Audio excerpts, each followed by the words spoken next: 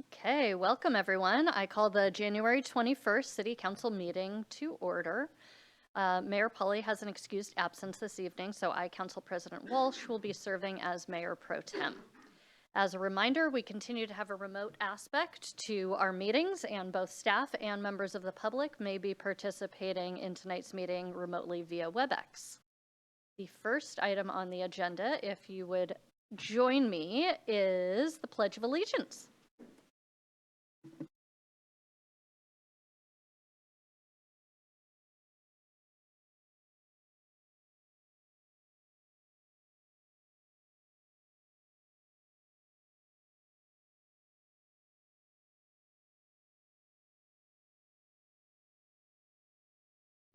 Thank you, everyone. The next item of business is audience comments, and members of the public may address council at this time in person or virtually. Those who signed up in advance to make comments will be called on first. If you're joining us virtually and would like to make comments, please raise your virtual hand or send the host a chat message. If you're on the phone, you're going to press *3. If you're on a computer or smartphone, look for the raise hand icon, or again, send the host a chat message. If you're in the room and did not sign up, I will ask for other speakers before closing this portion of the meeting. I will note there is also a public hearing tonight on AB 8967, the Issaquah School District's 2025 bond, February 11th, 2025 ballot item. Comments on that particular item need to be made under the public hearing, which will occur later in the meeting. So if you have general comments, now is the time. If you are waiting, or if you're talking about the Issaquah School District bond, that will happen in the public hearing, and I'll make a call for that at that time. So, Clerk, has anyone signed up to speak for general audience comments or indicated a desire to speak this evening? Yes. Okay. For those making comments, you're invited to address the council regarding matters that are directly related to Issaquah's programs, projects, services, or events. Comments related to political campaigns are not permitted. Please direct comments to the whole council and not individuals. While this is not a question and answer session, we will contact you to follow up if needed. When recognized, if you're virtual, you'll unmute your microphone, or if you're in person, you'll step up to the lectern, press the button so that it shows up red. State your name, address, and relationship to the city.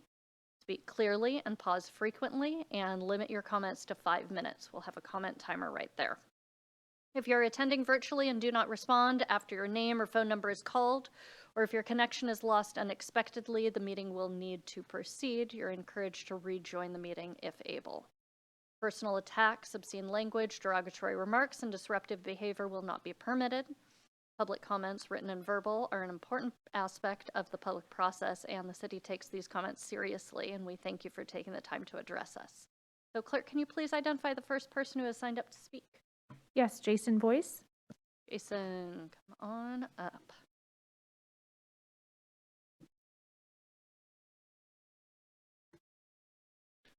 All right, thank you. It's a little odd to be on this side of the microphone, but it's good to see all of you. I'm actually here to provide you a thank you and hopefully some encouragement. So this past week, unfortunately, I had a property crime incident. And I just found out it's the same crime that we had happen 6 weeks ago. Apparently people are drilling fuel tanks and emptying their gas. I was very encouraged because I went back and I looked at the budget that you guys had just passed and saw what you had done with the municipal jurisdiction as well as with the police. And I know you guys are facing hard times with the budget. So again, you guys might not hear a thank you very often, but hopefully this will suffice. I do know that some of our retail theft is down. However, our property crime continues to be stubbornly high. As someone who lives in the Old Town area, and I do apologize, 700 Front Street South, Issaquah, Washington, I can tell you it's one of the biggest concerns we have. And while the council does fantastic work, and again, I appreciate what you guys did with the budget, and our Issaquah Police Department is a top-notch agency. I know it's more of a regional problem. This is not, this is not local to Issaquah. But again, I do want to give you guys encouragement and say thank you for keeping that budget, because public safety is clearly a #1 priority. I can tell you that even though it sometimes feels futile. You know, some of these people that are committing these crimes have a lot of tenacity, so it's important that we also show that same amount of pugnaciousness. I'll use that word. There's a good word of the day. Pugnaciousness, trying to go after them and trying to solve this problem. So again, just a thank you from a resident in the city who appreciates it, who had the time to look over the budget and still has a couple questions for staff, which I'll ask later. But again, thank you. Appreciate it. Thanks, Jason. And Tisha, do we have anybody else signed up to speak for general audience comments? We don't. We do have a few members of the public with us virtually, but I don't see that they're indicating a desire to speak at this time. Okay, great. Well, we do have many members of the public with us, and so I will assume that everyone's here related to the school district that wants to speak, but anybody here, general audience comments? Okay, fantastic. So let me get back to my script. As a reminder, written comments, we love to get them. We don't get many emails. Please send it to us. citycouncil@issaquah.gov. And the next item of business is the consent calendar. The mayor does not have any comments on tonight's consent calendar items. Are there any committee chairs or chair designees who would like to report on any of the consent calendar items? Okay. The consent calendar was distributed to council in advance. If authorized, the items on the consent calendar will be considered together and approved by one motion. Does any council member desire to remove any items from the consent calendar and consider it under regular business? Okay, which I'm not seeing anything on here about approval of payables and payroll. Oh, that's fine. Have the payables and payroll been reviewed? They have. And they have, so I knew it had to be said. Okay, and do we have a motion? Okay. I move to approve the consent calendar as presented. Second. Okay, the motion before council is to approve the consent calendar as presented. All those in favor signify by saying aye. Aye. Those opposed? That passes unanimously. The next item of business is our public hearing, AB 8967, the Issaquah School District's 2025 bond, February 11th, 2025 ballot item. And we're going to conduct the public hearing, and I'd like to invite City Clerk Tisha Geiser to present this item. Thank you.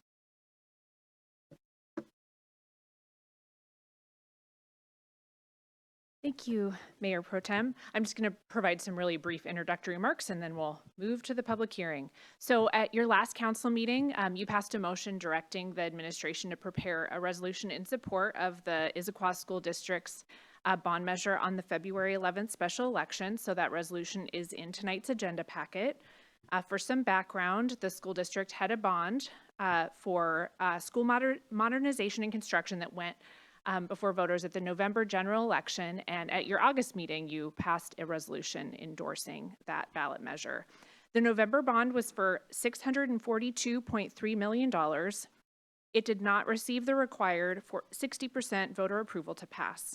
So at their December meeting, the Issaquah School Board of Directors approved a resolution with a reduced bond, which is scheduled to come before voters at the February 11th special election.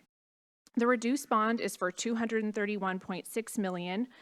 The focus of the use of the bond funds is twofold: alleviate overcrowding by constructing a shovel-ready, previously voter-approved high school in Issaquah, and this verbiage is taken from the school district's website.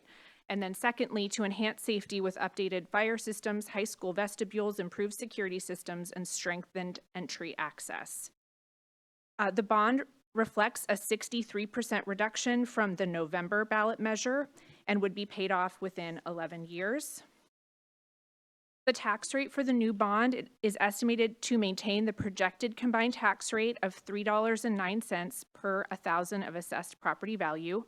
And as part of the proposal, lastly, a capital projects oversight committee would review the use of the bond funds and financial progress and report back to the community. These adjustments were made as a result of feedback from the November election voter surveys, I assume.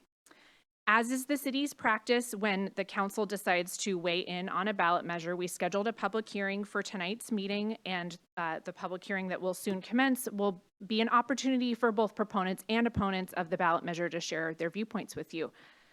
So with that, we have some school board members who are here if the council has any questions about the bond itself, but that's all I have.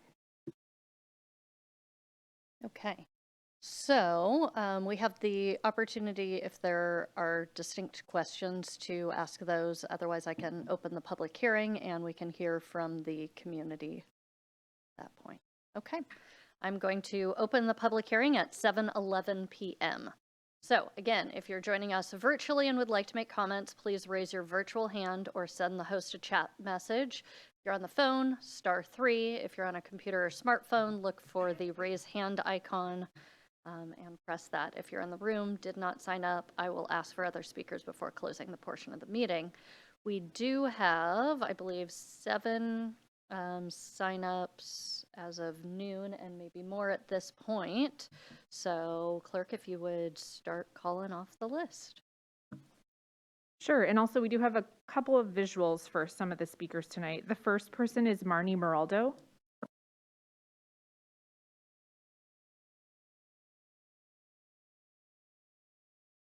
Hi, members of the City Council. Thank you for providing time tonight. My name is Marnie Moraldo, and I'm president of the Issaquah School Board.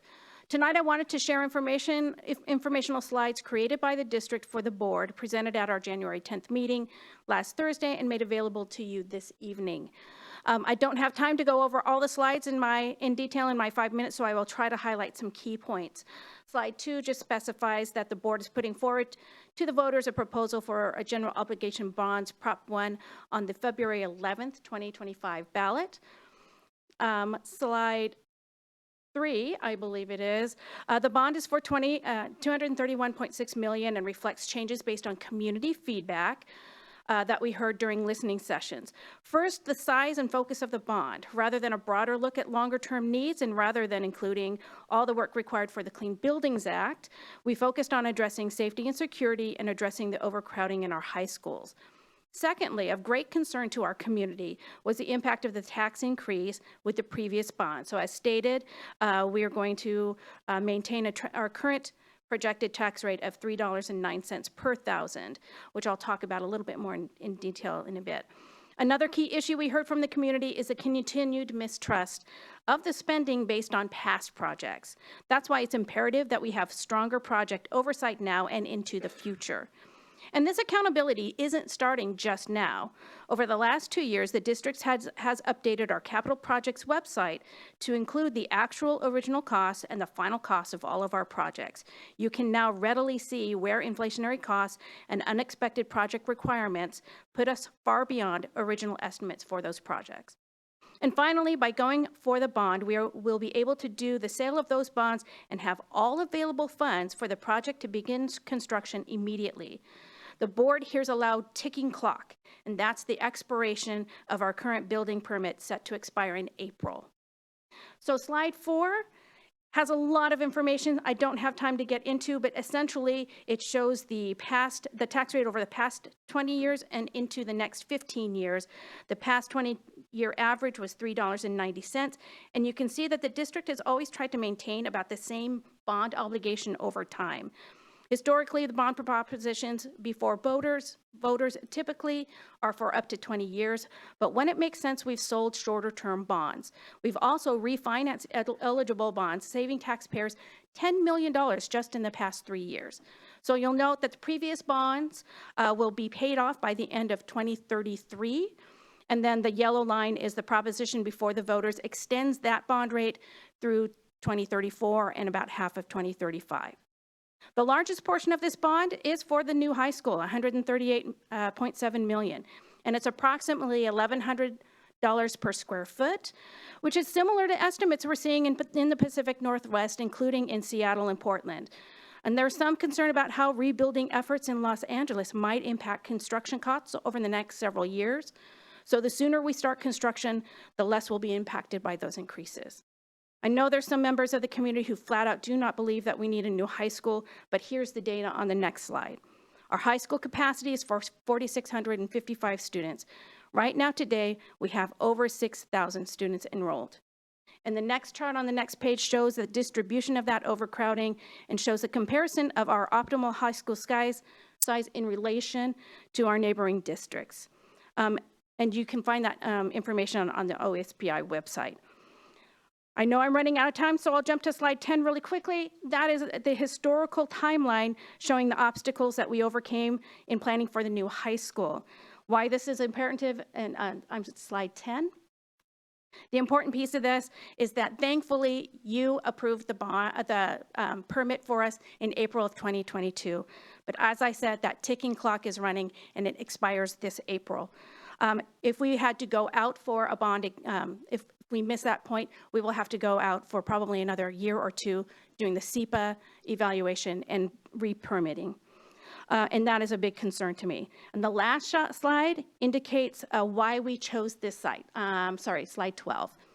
And that shows that big gray area is where we are keeping our land beautiful. That is outside the UGA. Inside the white is within the UGA, and that's where we have to build schools. All the red dots are where we could not build, even though we looked at those sites, and there was one spot available, and that's why we chose that spot. If we were to go out for some other place, the cost would be astronomical, and it would take about another 5 to 7 years to go through that process. So we ask that you say yes to your proposal today.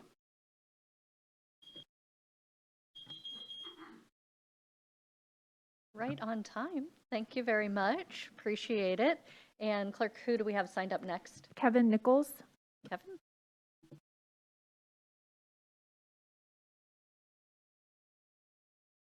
Kevin, if you'll start by pressing the button, and there we go. Thank you. Thank you for the opportunity to speak. My name is Kevin Nichols. I am an Issaquah resident at 352 Wilderness Peak Drive Northwest. I'm also the proud parent of 2 kids in the Issaquah School District. Strong public schools are fundamental pillars of our community. They build up our youth, strengthen our neighborhoods, and secure our future. They're not just buildings, they are the foundation of our democracy, the engine of our economy, and the heart of our shared prosperity. After the November school bond measure received majority support, but fell short of the required 60% supermajority, I proudly saw our school board take decisive, positive action. They listened carefully to community concerns about cost and scope, conducted extensive community engagement through surveys, listening sessions, and public meetings.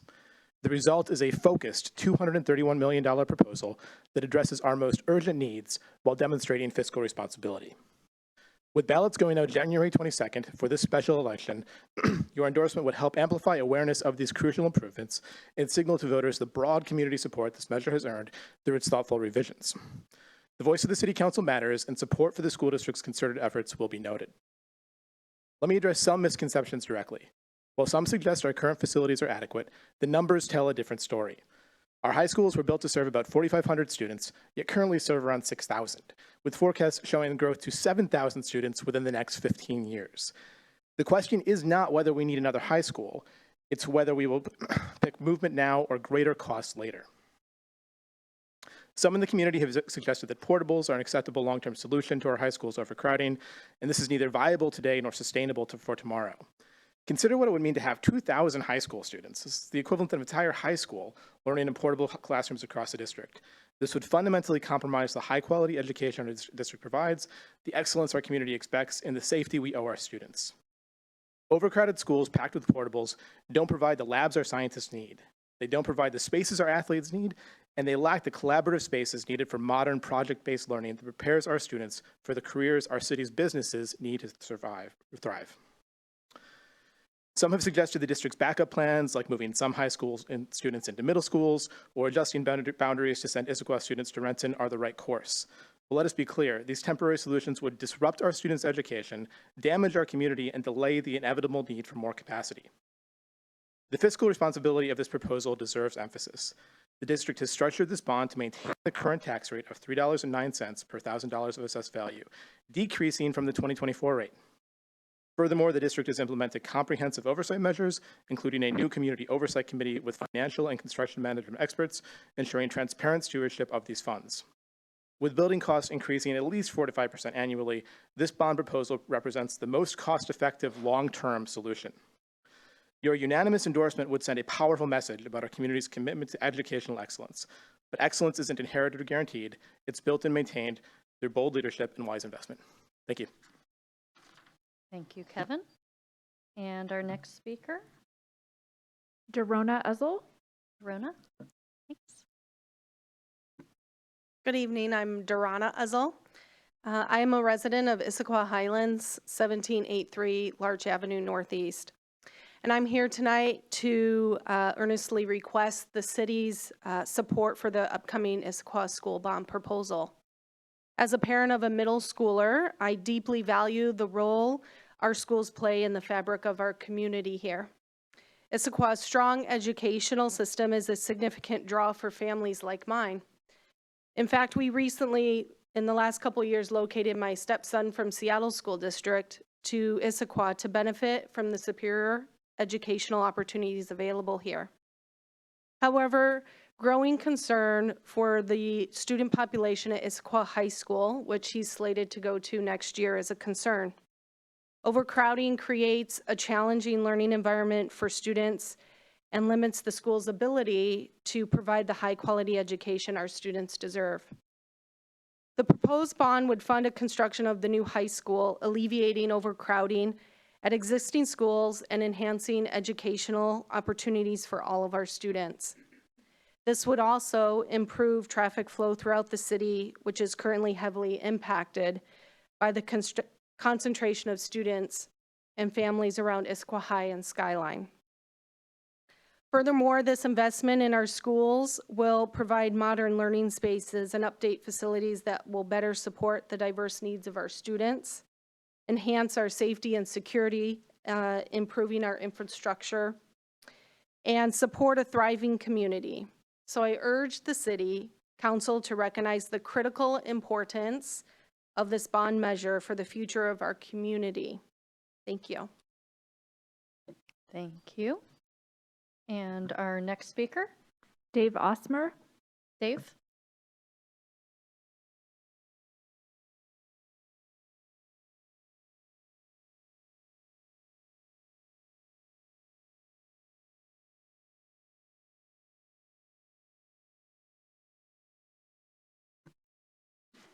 Good evening, council members. I'm Dave Osmer, 22433 Southeast Highland Lane, Issaquah. And I am also the chair of the Care PAC, which is vigorously opposing this bond proposition. Only 3 months ago, nearly 30,000 of your friends and neighbors voted a resounding no to ISD's last measure, and it was defeated by nearly 10 percentage points. But now here we are again, prompting us to wonder, what part of no don't they understand? They'll tell you this new proposition is smaller than the last one. However, they mislead you and the voters by not mentioning the fact that their $231 million does not include an additional $79 million in interest and fees on the bonds, which brings the total cost of this measure to $310 million. Furthermore, all they are really doing is breaking up what they wanted in the November bond into smaller pieces. Doing so doesn't make the total of what they want any smaller. What they also don't tell you and the voters is that if this new proposition passes, the total cost of their fancy new high school will be nearly $350 million, including the share of the interest on the bond, on the new bonds, plus those already being paid for. They claim that they need high school number 4 because Skyline and Issaquah are, quote, overcrowded. Jay will cover that issue. But I love the comment from the student representative on the school board during their meeting in which they voted to put this proposition on the ballot. Overcrowding, he said. I thought this was normal. I didn't know we were overcrowded until you all started talking about it. why not implement one or more of the significantly less costly alternatives to reduce their alleged overcrowding, like changing back to the junior high model, and save us taxpayers a whole lot of money? Let's have some creative thinking instead of the tired old, this is how we've always done it, way of running the ship. What else they mislead us about is not disclosing that if this provision passes, the school gets built, they won't have enough money to run it because it will not generate any new state operating money through new student headcount anytime soon, if ever. So they will have to float another levy for the funds to keep the lights on, violating their advertised claim of a constant tax rate over the life of the bonds. Schools already get 2/3 of our property tax payment, and they want more. How about living within their means like the rest of us have to?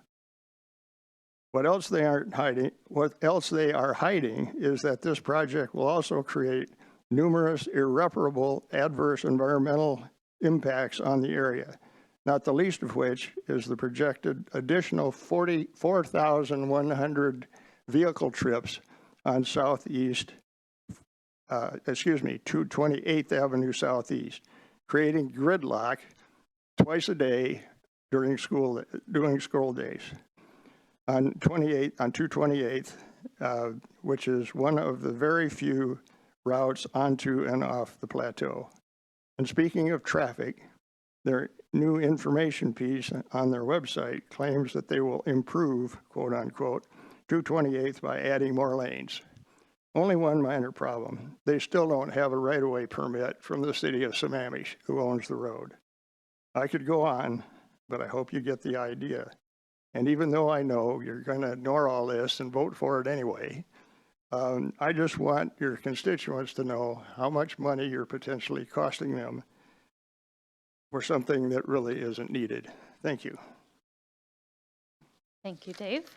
And our next speaker, Jay Sternoff. Jay.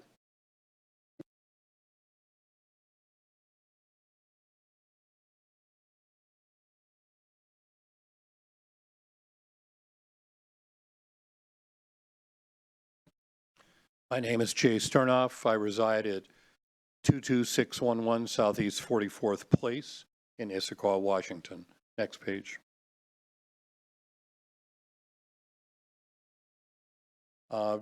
What this chart is a chart from that was presented to the Issaquah City Council when the impact fee presentation was made on September 16th of this year. And it essentially shows the projected population of the school district maintaining to approximately 2034, and then after 2034, dramatically rising the 1,200 that they're projecting, some in excess of 10 years from now. Next page. So 2038, 2039 projection is at this point speculation. 1,200 new students to magically appear starting 10 years from now. Where do they come from? Issaquah School District claims new families with high school age kids will be moving in. Then why isn't it happening now? Next page. The City of Issaquah ordinance in reference to impact fees passed on the 16th of last September.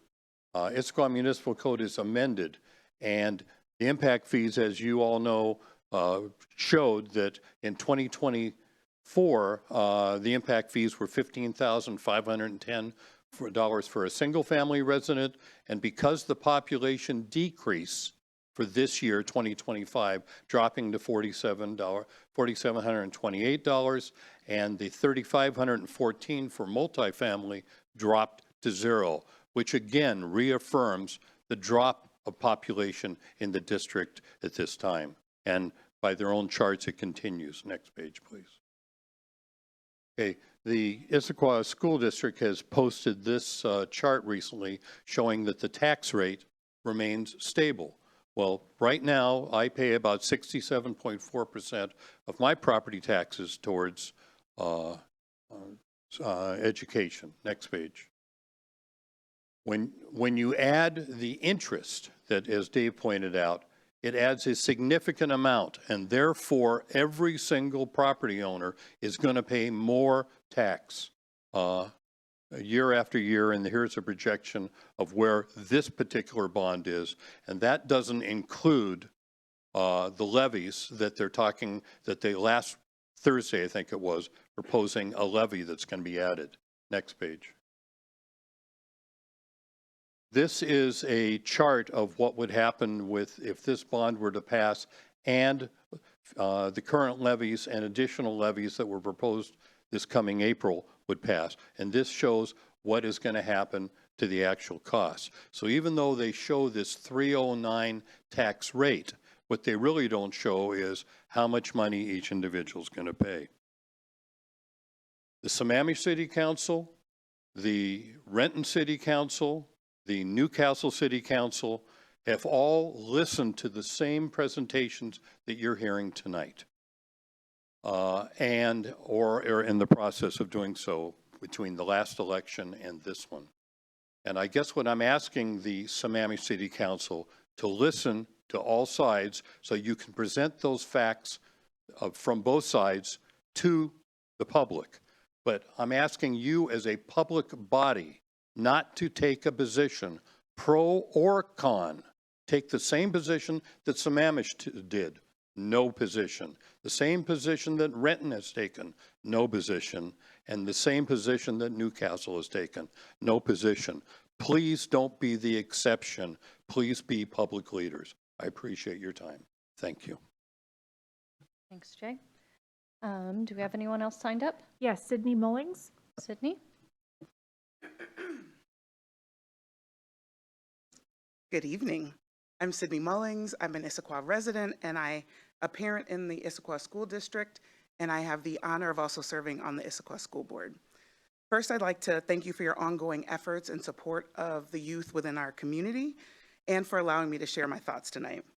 Our board president did a fantastic job reviewing the details of the upcoming bond, and that bond is critical to our future, for our future planning, and to maintain a high level of educational quality and achievement for our schools. And I humbly ask that you support this effort with your endorsement. What I hope to add to the conversation is to share some information about our schools as they are currently. In my time with you, I'd like to talk about the district as a whole and share some specifics about high schools. And since I'm here talking to this esteemed group, maybe a little bit more detail about Issaquah High. Out of 884 public schools in our state, all of our 3 comprehensive high schools are in the top 25 of performance, with Issaquah High School sitting at number 8.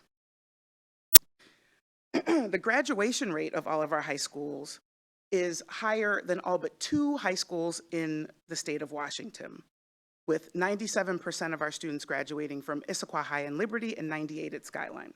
That's 14 points higher than the state average. Unlike our peers in that top 25, Issaquah High School is the 4th largest high school in the state. If you average student population across all of that top 25, they average at about 1,200 students, which is half of what is sitting in Issaquah High. And out of the top 5, 3 of those schools are under 700 enrolled students. Our school district has test scores in the top 5% nationally. We're home to programs with statewide recognition in dance, track, girls soccer, DECA, which is our business management program, sports medicine, just to name a few. Our schools are home to highly recognized robotics programs, each have significant offerings in advanced placement or international baccalaureate, and very high attainment of college credit. Our bands and orchestras are invited to perform around the region and around the country. The program in our schools is very well-rounded, having woodshop and culinary arts at Issaquah High, as well as introductory to advanced computer science, even fashion design. Each school has robust theater and music programs. Our community should be very proud of the outstanding opportunities happening every day. What I also know for sure is that 2 things can be true at the same time. Our schools offer an exceptional educational program. They excel at connecting with our students across all the achievement spectrum. But what is also true is that our high schools are overcrowded. Issaquah High School is over capacity. It is at its limit on that property for portable classrooms. Our class sizes are large, our teacher prep spaces are gone because all have had to be turned into academic spaces, and our portables are full. As a parent of an Issaquah freshman, I pack lunch every day so that my son does not have to wait in very long lines to eat at the cafeteria. He doesn't have to wait to have time to decompress from his day and to connect with others. Not waiting in line means that he and his friends can quickly snag coveted seats for lunch. I never imagined that this would be his experience. In fact, I've watched the number of students in that school climb over the last 4 years, as my daughter just graduated as a freshman, last year as a senior. So the question is, what happens when our schools get too large? We see increasing negative behaviors. We see more staff time spent managing it. We see a decrease in student engagement and negative impact on attendance, driving down results. We see an increase in cost to maintain our buildings and demand for support increasing. So I think it's important as we think about growth that these are numbers we know very well. They're not imaginary. What we're talking about is returning to pre-COVID levels, not some fantasy. And so this is a fact for our district. It is not up for dispute. People move here because it's a desirable community. The population in our schools follows suit. It's simple math. We must act to ensure that we can provide high quality education that all of our children deserve. So again, I appreciate your time and attention, and I thank you for support of this critical work. Thank you, Sydney. And do we have anyone else signed up? Yes, Matt Coyne. Matt, thank you.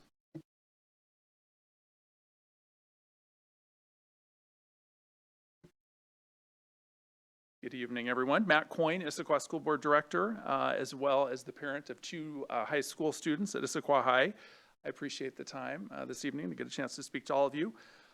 Over the course of the last few weeks, I've had a chance to speak with many voters across the Issaquah School District, and I thought I would share some of the key themes that I'm hearing from voters, really kind of understanding where folks are at when they think about the new February measure. The first question I get is, didn't the November bond pass? Well, no, it didn't. That's obviously why we're here tonight. I think as residents of the Issaquah School District, I think we've become accustomed to always passing our bonds over the last 20 plus years, which is not always the case. And this has really put us in unusual, uncharted territory for this community. Number 2, the second question that I hear oftentimes from voters over the last few weeks is, what is the district going to do for students in the middle, the kids that really maybe are being forgotten? And we have an answer to that. That is lessening overcrowding at our high schools, specifically Issaquah and Skyline High School. We'll provide more options for all students from those in the middle, as well as our high achieving students, as well as those needing additional supports. Overcrowded high schools make it much more difficult to help all students reach the promise of their potential. Larger schools mean more crowded classes and fewer course options. Larger schools mean you're competing against more students for part in the school play. Larger schools mean there are only so many spots on the high school sports team. And most importantly, larger schools make it harder for teachers and staff at the high school to be able to build strong connections with students. Those connections are critical for finding belonging and ultimately leading to greater success in high school. The third question that I get from members of the community most recently are, I didn't know, are our high schools overcrowded? Well, as the parent of 2 high schoolers, I can tell you they are. I live that every day with my 2 students at Skyline High School. So I want to highlight 2 particular areas that we see when we think about overcrowding. Traffic. I know as members of our community broadly, all of us get frustrated if you've ever been in Issaquah High School traffic in the morning, or if you've been on 228 dealing with Skyline High School traffic. And I think as members of the community, we oftentimes forget that maybe it's inconvenient for us, but it's students that are in that traffic. It is not uncommon for students to be late, to be tardy to that first period class. And I know my kids deal with that continually. And it's no fault of their own. We live very close to Skyline High School, but to get there because of that significant traffic is always cumbersome every day. So you can imagine students who are tardy on a regular basis, how disruptful that can be for learning. I know Sydney Mullings mentioned this earlier, but lunch. She talked about it at Issaquah High, same issue that we have at Skyline. My kids oftentimes skip lunch because the lunch line is so long. And you might be thinking, well, gosh, bring your own lunch. Well, you could bring your own lunch, but it's hard to find a table to sit at. So lunch is a struggle. And this idea of simply building on to either Skyline or Issaquah High, it won't resolve the traffic or the lunch issue that I just mentioned, or just the general overcrowding that we see in our classrooms. The fourth and last question that I'm hearing from several voters is, why would I support the bond when my kids already graduated out of this school system? Well, because in this community, it's the right thing to do. In this community, we pay it forward, and our youth are our future, and they deserve a strong education. Furthermore, you should be thinking about your property values. Strong schools are highly correlated to stronger property values. As I mentioned earlier, we are in uncharted territory, and this is the fact that this is the first time in over 20 years that we have not been able to pass a bond, and that likely will have a negative impact on property values within our district. Lastly, I want to just speak to misinformation, because facts matter. Facts matter when it results in any case, but particularly when we think about education and our schools here in Issaquah. With fewer local media channels, it's important that we as community members and voters search out facts, not base voting decisions on misinformation that is posted to social media. I would ask voters to check out our site on the Issaquah School District page that has ample information on the 2025 bond, as well as a very helpful Q&A. So with that, thank you for the time tonight, and thank you for considering passing a resolution in support of the bond. Thank you. Thanks, Matt. And do we have anyone else signed up? Yes, right, Noel? Right. There you are.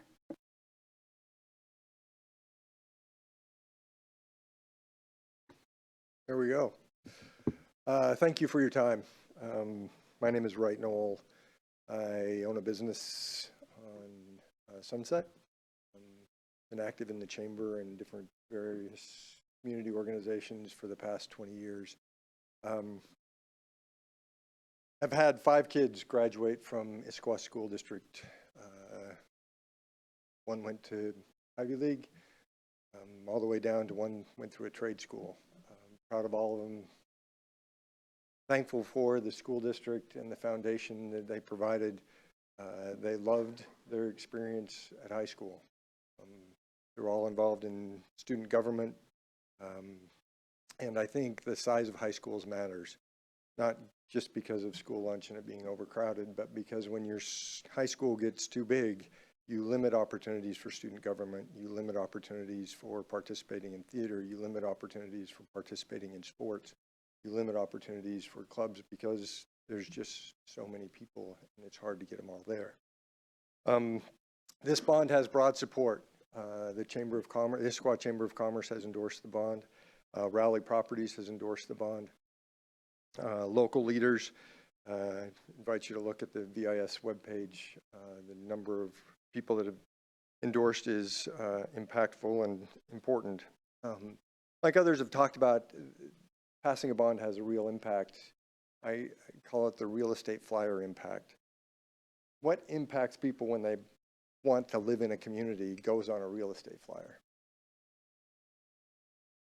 People moving to Issaquah School District, it's always on the flyer.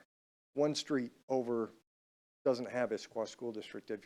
I'm in the south end, so we're right on the border of Renton. It matters. Houses matter, and the price is different because it's in the Issaquah School District. Couple things to clarify. The school board did pass a resolution to put a levy on the ballot, but it is only if the bond doesn't pass. They're very concerned about bond or paying for the high school and being able to fund it. There was a discussion that they've already put another levy out there. That is not true. The only thing that is true is there's a levy out there if the bond doesn't pass because they're feel responsible and a responsibility to get the high school funded. So there will be no other levy if the bond passes. There was a discussion about we need another levy to fund the high school. I've talked to the school district. It takes less than 1% approximately of the district's budget to run a high school. You guys look at the city budget, you understand 1% and how that functions, and the district has the ability to run the high school without having additional funding or additional levies go forward. As has been talked about, the cost also includes revisions to traffic, and the road that is there will be improved as part of this process. Finally, neighbors to where the school will be have had concerns, and I think it's important to note that the school district has given over $12 million in concessions to those neighbors to address their concerns as part of trying to be a good neighbor in this process. I appreciate this body being willing to listen to the issues, listen to comments, and make a decision on this, and I would encourage you to endorse the bond. Thank you. Thanks, Wright. And do we have anyone else signed up to speak? No. Okay, now's the point where I look at all the other faces in the room and ask who would like to speak. Okay, and then also ask anyone online if you are on the phone, and press *3 if you're interested in speaking. If you are on a computer or smartphone, use the raise hand icon. We'll just start a kind of queue at that point. Okay, I saw Landon's hand first, and then I'll just keep calling on folks. Come on up. Alrighty, good evening, everybody. Thank you for being here and for listening to us as we talk about this important bond. I'm here tonight to support the bond, which is not a typical thing for me. I'm not known for supporting bonds and taxes broadly, but this is a situation that, having looked at it, I really believe it calls for it, and I believe that our city should support it for the good of our kids and for the good of our taxpayers. I don't want to rehash what others have said. The biggest thing for me when I evaluate a bond, both as a voter and also someone who talks with concerned taxpayers in our community often, is this a necessary expenditure, and have all other revenue sources been checked and depleted? Right, so first looking to see, is this necessary? Is this something we truly need? I believe it is. I taught at Eastside Catholic High School. I can certainly say I agree with that traffic as someone who's sat in it every day. And it does have big impacts on our kids. They are late to class. There were many, many days when I would start my first period with 3, 4, 5 students out of the 18, and slowly over the next 20 minutes, they would all trickle in. Not only is that a disturbance to their peers, but it's also an issue for them. Those kids did not do as well, the kids that were getting there 20 minutes late. Granted, was that all traffic? Probably not, but I know to a certain extent a good amount of it was, because there were days when I was caught in it too. There were days when I had to call teachers. It was not uncommon where we'd have to call a teacher and say, hey, I need somebody to run down to my first period. I'll be there in 10 minutes, but I'm stuck outside Skyline High School. That's a conversation that happens often. So certainly when it comes to overcrowding and traffic, I can attest to that being a real problem. Regarding the tax rate and the actual amount itself, I was pretty outspoken on the initial bond against it. And my reasoning for that was it was too big. I felt that it could be narrower, and I was concerned about the tax impact it would have on residents. I think the school district was prudent in the way it went back and evaluated its spending. This is about 65% less than the original bond. And I believe, having looked at the $40 million for safety and then the $190 million for the high school, the numbers make sense, which I'm thankful for, because I don't always feel that way about public expenditures, but I can understand where it's coming from. The final thing I wanted to touch on is I believe that this is something that the City Council should weigh in on because it really is a pressing matter. I broadly don't like city councils or legislative bodies just saying, you know, this is how we feel about something, and I don't like that because I feel it's kind of, it allows us to pat ourselves on the back when we haven't really done, you know, what we need to do for whoever's being affected. But that being said, I am really, really concerned about some of the negative impacts on our students and our community if we do not pass this bond, whether it be additional portables at Issaquah High School. That presents a safety concern. It also presents concerns about getting class to class on time. Similarly, potential rezoning, so forcing kids that are currently going to Skyline or to Issaquah, having them go to another school. That's a concern that certainly parents are not going to be happy to have that conversation. And the administrator on the other side, I don't think, wants to have that conversation either. And so I'm concerned about what will happen for our city, for our kids, if we aren't able to get this across. And then similarly, I guess truly the last thing I'll say is that I'm thankful that the school district was able to look at the initial bond, recognize that it was too big for voters, and come back with a narrower plan that more specifically addresses the pressing needs of our community. I think that was the responsible choice. And frankly, I think those of us in the community who are concerned about our tax rates and who are concerned about our spending have an obligation, or at least an opportunity, to reward those legislative bodies when they do come forward and do that work, to say, you know, we are going to get behind this because our kids need it and it's good for our taxpayers too. So ultimately, I would encourage the board to support this bond, because I think it's good for our kids. And this is one of the few times when I really believe we have an obligation as a city to discuss the negative impacts on our kids if this doesn't happen. So thank you. Thanks, Landon. Looking around, seeing if we've got anybody else who wants to make comment, and I will ask the clerk if we have anybody indicating desire to speak online. Calling for another time. Anybody else? Okay, let me get back to my script. Okay, council, do you have any objection to my closing the public hearing? Okay, hearing none, I will close the public hearing at 7:51 p.m. And now I get to ask council, do you have any questions? No? Okay, so we will start with a motion and then discuss and all of that. So is there a motion? Okay, go ahead. Thank you. I move to approve resolution number 2025-02, supporting the Issaquah School District's proposition number 1, general obligation bonds in the amount of $231,600,000, scheduled to come before voters at the February 11th, 2025 special election. Second. Okay, we have a motion that's been moved and seconded. Is there any council discussion? Starting with the motion maker, go ahead.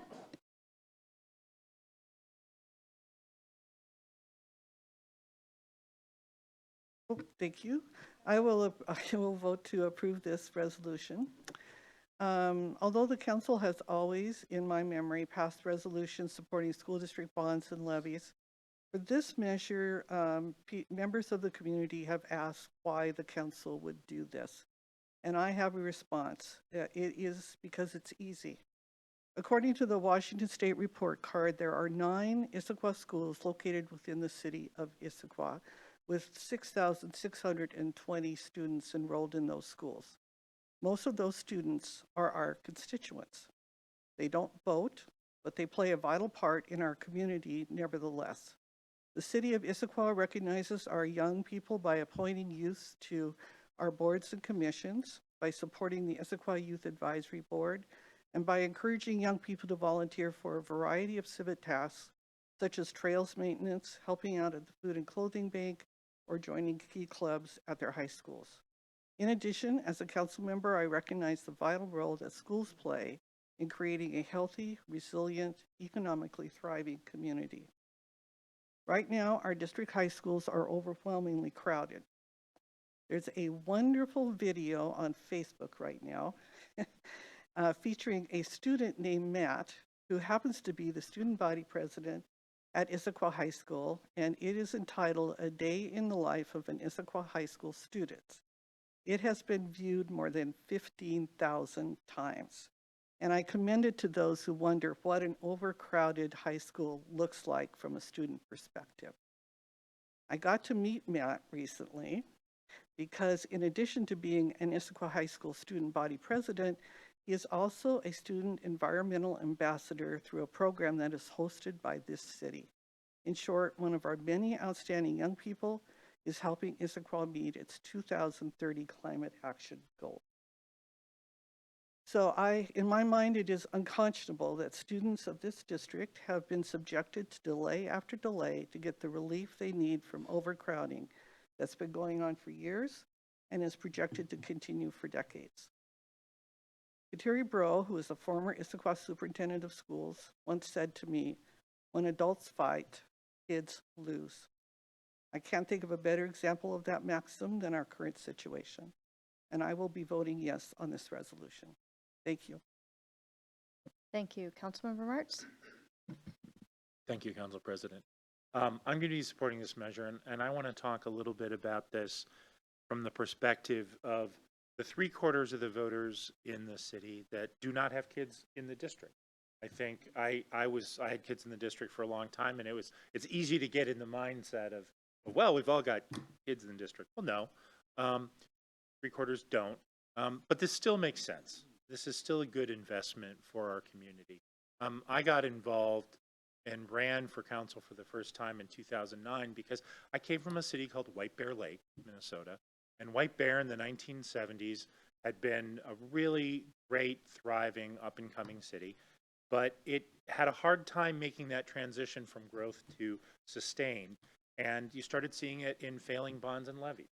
And what happens is then you don't get young families coming in. And White Bear is still a beautiful place, but it's not, you know, it's not on anybody's list of up and coming cities in Minnesota. And so that transition, we're in the middle of that transition right now from growth to sustained, but the district continues to grow. And for 20 years, people have been saying, well, it's going to slow down soon. And maybe it's slowing down a little bit because of COVID, but this continues to be a great place to want to move and raise a family. It continues to be a place where you can get an exceptional education for what goes in King County as a reasonable amount of money compared to, you know, our natural competitor, not competitor, but comp schools such as Bellevue High and Bainbridge and Mercer Island and some of those places. So families want to come here. People will move to an apartment complex to get their kids here when they might be able to afford a house someplace else. So the process worked. I think I appreciate how Landon talked about, you know, there was a process last fall.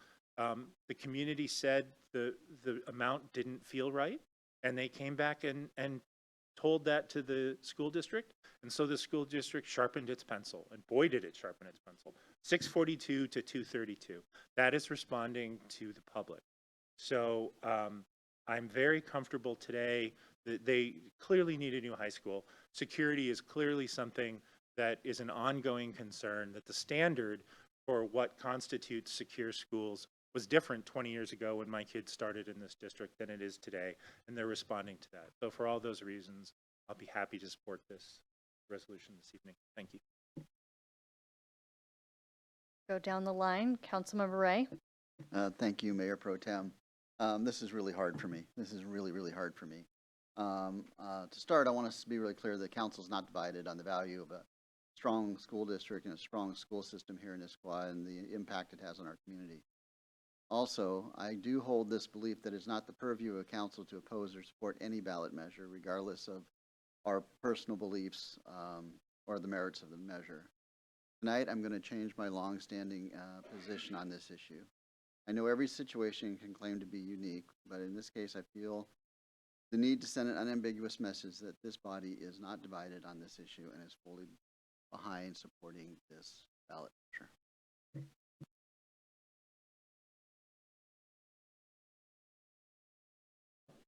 Down the line. Go for it. Sure, thank you. You know, I think that the case for additional resources in our community schools has been just very compelling, and also the immediate and long-term impacts that would come without new resources. I appreciate the new focus here in this new proposal on safety and security on a high school capacity. I certainly understand this issue intimately myself. I thought that the Issaquah High School was crowded when I graduated in 2013. Go Eagles, cough, cough. But the data is definitely worrying looking out in the future as well. So a new focus on urgent needs while also being really responsive, I think, to community feedback, starting this new capital projects oversight committee, which I think is very impressive and something we should thank the school district for doing.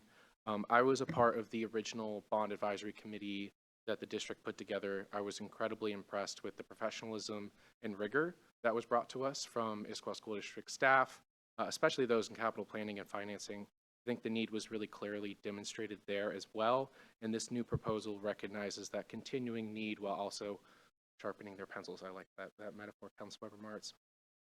So yeah, I just think when it comes down to it, I think that I feel convinced that these dollars would be put to good use. So much so that not only do I want to support it as an individual, but it seems compelling that we should endorse it as an institution of the city of Issaquah and recommend its passage. So I'll be voting in favor tonight. Thanks. Councilmember Cho. Thank you. I'm going to talk from a little bit of a unique perspective. When I was first on council in 1999, I didn't have kids in the school district. I knew our school district was strong, and when the measures came up for support, I voted in favor of them, all of them, even though my kids weren't even here yet. Now, I do have kids. I have a high school freshman, and I have a student that is experiencing a lot of challenges in school, and school is not right for them, and they had to take the route of going to Running Start because either the school is crowded or it couldn't provide what they needed. But that's all just to say that the school does a really good job of trying to help both my freshman student and my should-be senior, but is still going to live in my house for a couple more years, student, and does a good job of trying to make sure that all kids are helped along in this process. We talked about, there were some comments about what are we doing for the middle kids, and my kids are kind of the middle kids. They're not the star athletes. They're not the academic superstars, but they go to school and they need a good education, and the school district does a good job doing this. I believe that recommending approval of this bond to our citizenry encourages them to research and think about it more and do their own thinking about the subject. I think that it's a prudent investment in our infrastructure and capital and our human capital we call our kids. So I'll be supporting this and hope that others will take our vote and support as an opportunity to learn more, find out more, and educate themselves on these issues with the facts that are presented, all the different sources out there. Thank you. Thank you. Council President, I get to go last. So what I would say is I am also in support of this. I have a lot of personal reasons. I have 2 kids in the Issaquah School District in high school. I've seen the overcrowding at the middle schools and the high schools myself. I absolutely understand that. But my job and my role here isn't about my personal commitment. I get a vote to do that. My role here is to recognize the importance of this bond to the city. And so I think there's a few things that I would highlight there. As has been mentioned, we have an incredible traffic situation when we have this many students crowded down at Issaquah High School. It's more than the capacity of that high school. It's more than the parking lot was created for. And we have residents and churches in the area that absolutely experience the impact of that. And so this high school is one way to alleviate some of that. The other thing I will say is our high schools and our schools are an economic development force. They are a way that we create the workforce of our future. And if we are situated in a place where kids have a difficult time thriving and succeeding in school because there's more competition for those roles and plays, because there's more competition in school government, we are hampering our future workforce in the city, their ability to survive, thrive, and become a better workforce. You know, as a government body, one of the things that we rely on every year when we do our budget is property values and property taxes. And one of the things we can say is in an area where you have people moving out because their kids are having a hard time with school or because there's overcrowding, you're going to have lower property values. And so that is an important aspect of why a government organization would support that. And then the fourth thing that I will say is I think we're in an episode in a period of time when people have less trust in government. And so it's really important for us to recognize that and to recognize when an organization like the school district and the school board get a no vote and make adjustments. The important thing there is to recognize, yes, that adjustment wasn't made out of cynicism. It was made out of practicality to provide the services that are needed. And if we are unable to support that when a change is made, I think that reduces trust in government future. So again, I have tons of personal reasons to support this, but I do want to focus on the reasons why a government body would endorse a bond and recommend that their constituents vote in favor of that. And so that's why I've highlighted those particular areas. Anyone second comments? I'm guessing not. We have all spoken our piece. Okay.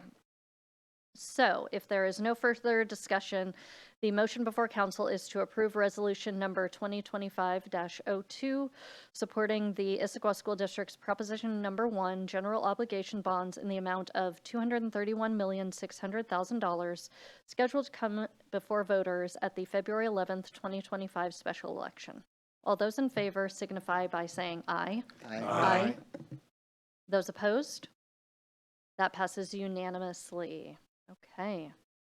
We appreciate everyone for being here. We understand if you need to move on your way, we will continue conducting our business. The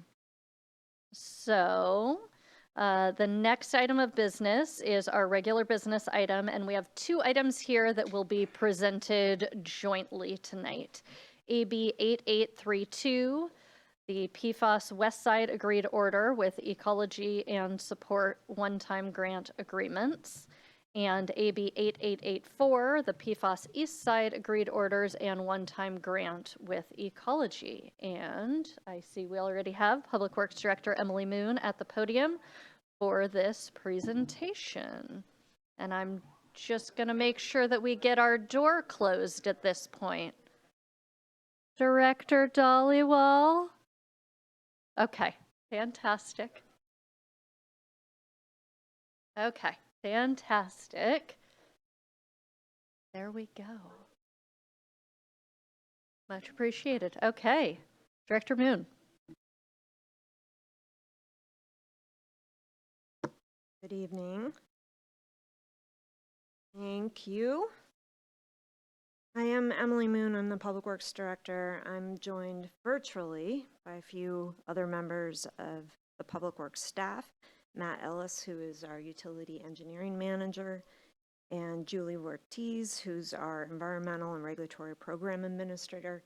In addition, one of our consultant team members from Fairlawn, Sarah Snyder, is joining in case you have technical questions. As was stated, I can advance slides. We have 2 bills before you this evening. They concern very similar items, the agreed orders and one-time grants that are to be issued by the Department of Ecology. I will refer to Westside site and the Eastside site throughout the presentation, and I'll define those as we go. Ultimately, we hope to have your support in entering into the agreed orders and the one-time grant agreement between the city and the Department of Ecology. Just by way of background, nothing new on this slide. Those of you who have heard previous presentations, including the one that we made in July, will know these facts. In July, the City Council authorized an interlocal agreement with Eastside Fire and Rescue so that we could continue our partnership on PFAS investigations throughout the valley. Also, you authorized our ability to join with Fairlawn in a similar contract that EFR has with Fairlawn to provide the environmental support that we need to carry out our duties as a PLP. You also know that some investigations have already been conducted. We already have a lot of data by which the Department of Ecology has used to construct these agreed orders. And those initial investigations do demonstrate that there were PFAS releases on some properties in the city of Issaquah. In addition, the state has awarded $3.5 million for our continued investigation and our initial cleanup efforts. Just to define a few parties and terms, Ecology will continue to be the lead agency overseeing these agreed orders.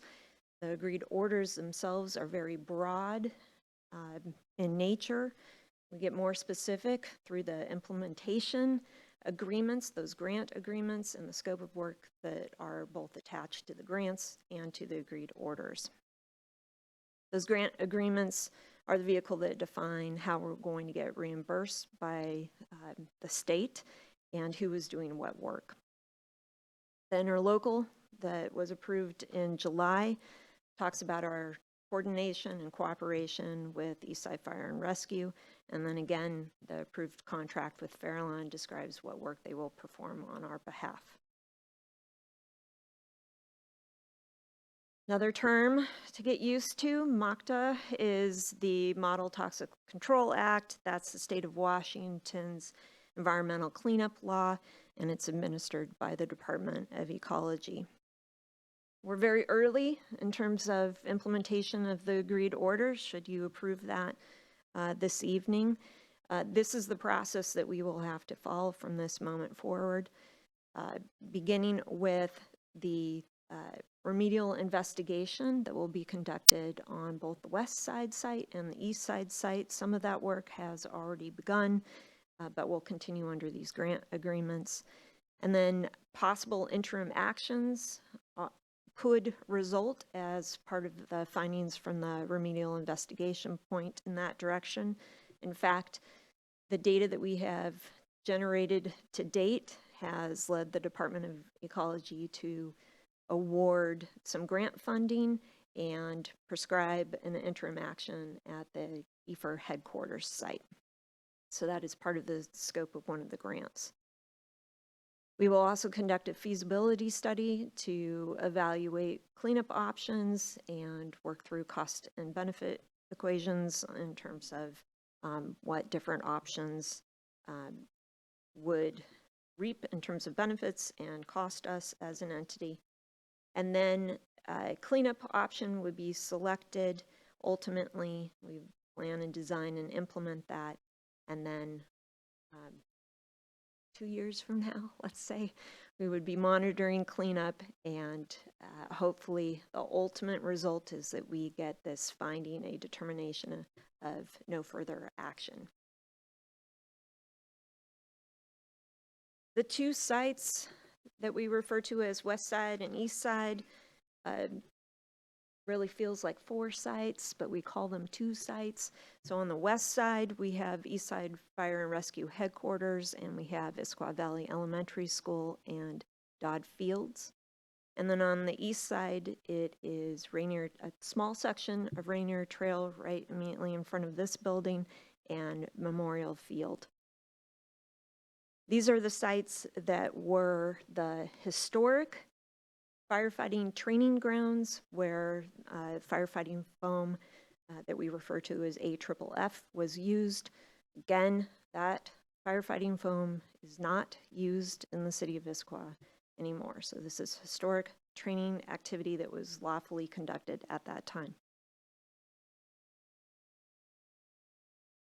This is an aerial map of the Memorial Field Rainier Trail Eastside site. The grid pattern simply depicts where we anticipate doing some soil sampling. Monitoring wells are also depicted on this slide. The schedule for our work on the Eastside site will include the remedial investigation, preparing the work plan for that investigation, actually conducting the investigation, which includes soil sampling, doing some borings, installing more monitoring wells, and then groundwater monitoring. Will also result in the interim action report, which may prescribe some sort of interim cleanup activity, and then a feasibility study that would highlight a preferred option for the ultimate cleanup. And that would take us to the end of 2026. On the Westside site, it's both EFER headquarters and Issaquah Valley Elementary School and Dodd Fields. All that's shown in this slide is the school and the ball fields, and again, the grid-like pattern of where that soil sampling will occur and the monitoring wells that we expect on those sites.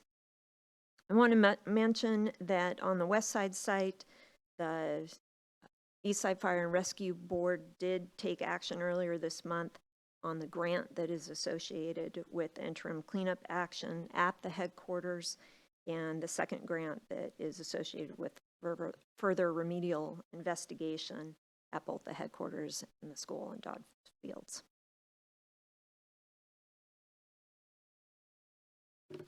This is the schedule for the west side, fairly similar to the east side, except for the fact that we're a little further along on the headquarter property, and so the work will also include that interim remediation action, which will require SEPA. That is a long process. However, we hope to have this scope of work again completed by the end of 2026. It ends with the remedial investigation report for the scope of work that is outlined in the grant. So a little short of getting to the feasibility study that we get to on the west side sites. State funding is in two pieces, totaling $3.5 million. And the west side site is approximately estimated to be a project of about $4.5 million. So there are estimated costs for the scope of work under the agreed order for the west side site that are not covered by these grants. On the east side site, that scope of work is estimated to be $495,000 under the agreed order and the grant's scope of work. And there's a small amount of estimated costs that aren't covered by that grant that were described in the agenda bills in July. That includes some costs that we will need to pay for Ecology's support on this project and some contingency funding. I should mention that the funds for the grant were anticipated in the biennial budget development and the adopted budget, as were these other estimated costs that I'm showing aren't being covered by the grant.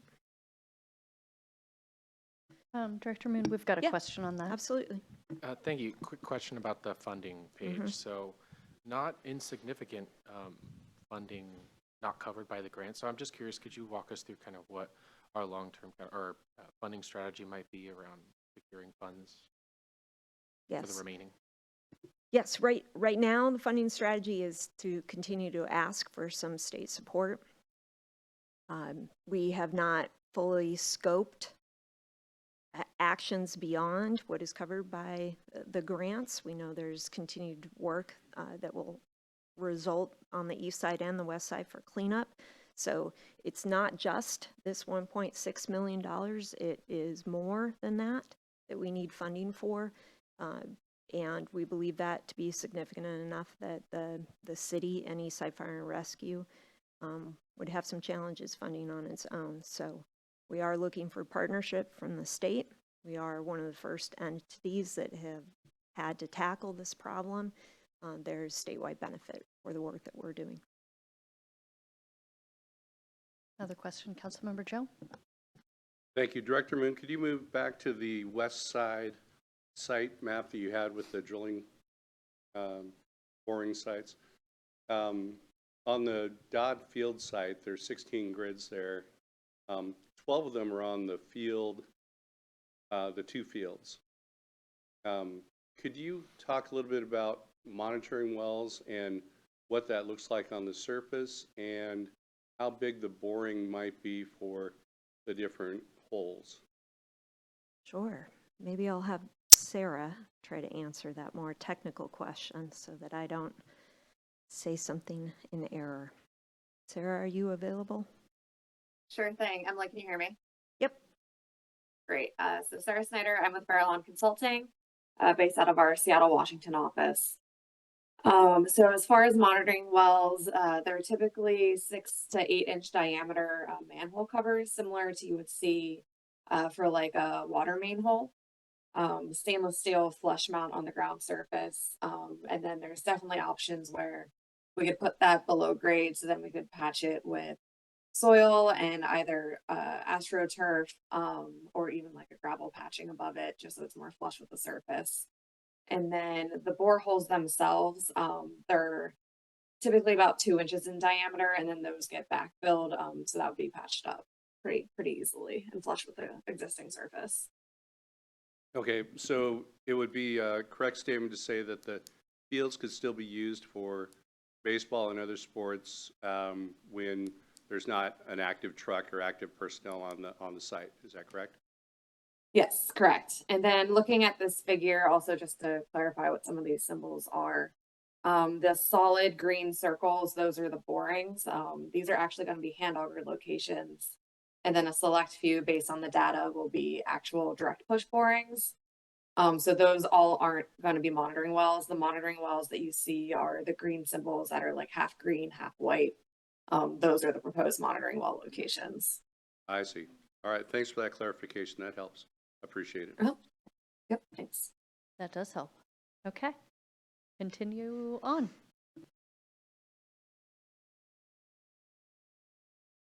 Great. So just a quick word on some of the challenges and coordination activities that we foresee. I mentioned that we are expecting to go through a SEPA process for the work that will be conducted for the interim action on the EFR headquarters. That is the largest scope of work, the most significant cost scope of work at that property.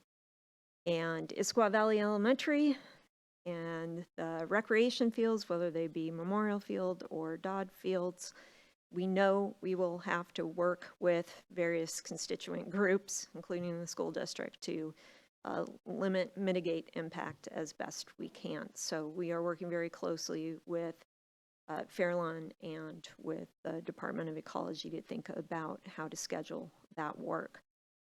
You'll see here we've indicated that we know we're going to have to work on the school property during the summer or during breaks. That really limits time that we have to get work done. And then on the recreation fields, we hope to minimize the impact there by working during the winter months when those fields are not used as frequently. And then on the Rainier Trail, we have a bunch of different potential hazards there, given the difficulty to access the property that we need to work on, the mature trees, lots of conflicts with utilities, and possibly even with some traffic or road rehab work that will need to happen after we do the investigations. So a lot to coordinate, but we're excited to get underway. So our next steps include continuing to work with Eastside Fire and Rescue. They will be acting on the agreed orders during their February meeting on February 13th. We will, provided you approve tonight, go through all the implementation steps with the Department of Ecology to make sure that we have access to the grants and the orders are signed. And then, as I showed throughout the presentation, there are numerous points in time where we will be engaging with the community. Department of Ecology will be leading that effort as they are required to do, but we certainly will be augmenting their efforts and making sure that we communicate what's happening, why, where, and when.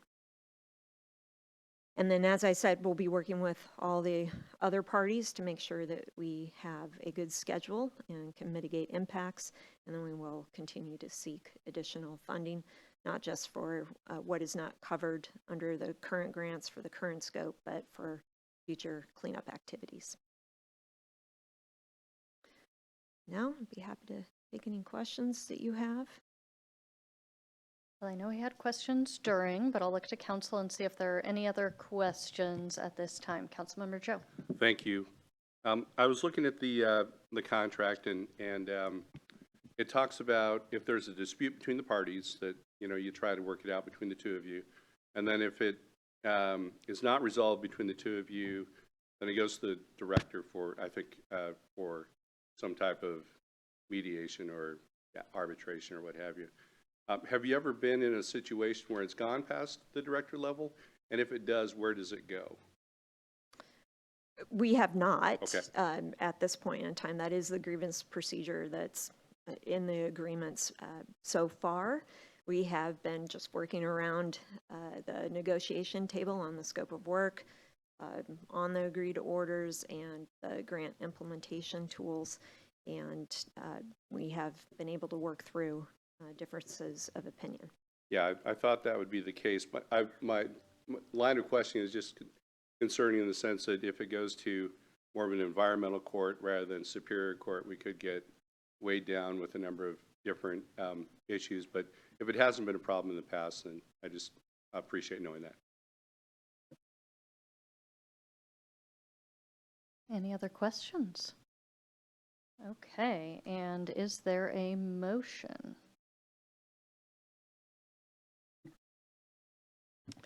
Thank you. I move to authorize the mayor to enter into and execute the agreed order and one-time grant with Ecology for PFAS investigation and cleanup feasibility study at the Eastside site, parentheses, Memorial Field and Rainier Trail, in substantially the same form as the attached agreements as approved by the city attorney. And on the Westside site, I move to authorize the mayor to enter into and execute the agreed order with Ecology for the Westside site, Eastside Fire and Rescue Headquarters, Issaquah Valley Elementary, and Dodd Field, in substantially the same form as the attached agreement as approved by the city attorney, and direct city administration to support one-time grant agreements between Eastside Fire and Rescue and Ecology for the PFAS interim action investigation and cleanup feasibility study at the Westside site. Second. You got the easy job there. Very much appreciate that. Are there any comments? Councilmember Hall? Yeah, sure, thanks. I mean, we've been kind of living and breathing the PFAS question. I mean, no more staff for sure. I've been living and breathing the PFAS question, but we've definitely been with the PFAS question for quite some time here in Issaquah and on the council. So I'm also excited to kind of get underway and move out of this really initial characterization investigation work into the full scope of work and into actual cleanup and benefiting our community. I think that staff has worked through, or at least identified, all the challenges really well that we're anticipating moving forward. The funding question is still something that concerns me. It's something that concerns us all. So, I mean, I imagine we'll kind of get into a little bit more come CIP season later this year as well. And I just hope we continue to advocate wherever we can. We have a new champion from Issaquah in the state legislature we could talk to, making sure we're going down every path we can with the county council, also with the feds, and targeted conversations around this with our representative in Congress if we can. Yeah, that's just kind of the only thing that seems lingering for me as something we need to be thinking about as policymakers. Otherwise, I think the technical experts have this very well in hand, and I'll be voting in favor of the agreed order. Thank you. Any other comments? Are you going to make me reread this? If there is no further discussion, the motion before council is the motion on the screen related to the Eastside and Westside site and directing the city administration. All those in favor signify by saying aye. Aye. Those opposed? Okay, that passes unanimously. Madam Mayor Pro Tem, Yes. before Emily sits down, I just want to say thank you to Emily and to Matt and to Julie and to Rachel. This all sounded so straightforward when it came out of Emily's mouth this evening, but it has been months and months and months and months of work, many, many hours, technical work, legal work. Certainly the work of Madrona Law has been very critical to this working with the state of Washington. I just want to say thank you for this excellent work. We're proud in some respects to be leading this. It's been a lot of work, and as we talk about investments for the larger state, as Emily had mentioned, the work of the language of these agreements will be copied over and over again by our sister cities throughout Washington as they tackle their own efforts. So this is starting here. I want to thank Emily and Julie and Matt and Rachel again for outstanding work. Is all on that. Thank you. Thank you. Okay. So we have a few other items of business. We're going to do our committee and regional reports, the mayor's report, and then we also have an informational update coming up. So I'll start with the committee and regional reports with Councilmember Joe. Thank you. The Cascade Water Alliance Board will be meeting at 3:30 tomorrow. The mayor is unable to attend, so I will be attending that meeting. I'll attend in person in Bellevue because it's down the street from my office. One of the important issues on there is the Tacoma Water Agreement that I think was sent out to you 2 weeks ago. So we'll be hashing that out and looking it over. That's probably the most important item on the agenda. The Cascade Water Alliance Public Affairs Committee will next meet February 5th. And last thing, I'm just pleased to announce that I haven't reported on the chamber liaison role that I have, but we had a very good meeting this last meeting, and I thank them for sponsoring the State of the City event where our school district superintendent and our mayor will be speaking along with our police chief at that event. The coordination and the collaboration that we're able to have with the chamber is an important asset as we work on important issues in the city. Thank you. Councilmember Hall? I have 3 reports this evening. First, for the Emergency Management Advisory Committee of King County.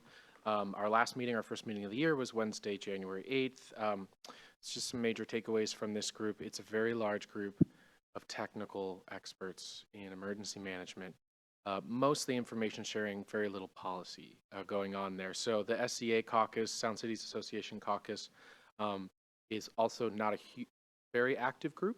But those of us that are there are going to be trying to take this year to identify where are these kind of public policy conversations that need to be happening and being really focused with our efforts there.